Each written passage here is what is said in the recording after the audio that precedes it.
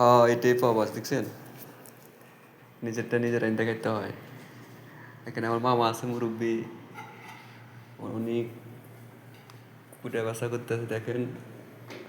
আজই দেখেন বড় ভাই, এই যে আরেকটা বড় ভাই। আমরা ছোটখাটো একটা সংসার এখানে। এই যে এই হচ্ছে আবার আমাদের জামাই, সবাই জামাই।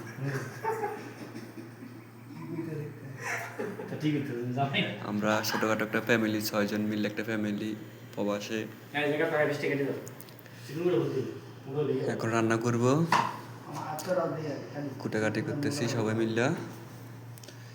কিছুক্ষণ পরে রান্না বসায় দিব।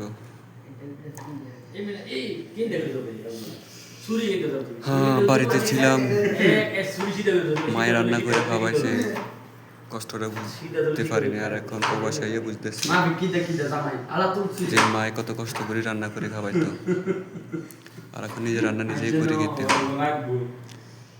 এটাই প্রবাস।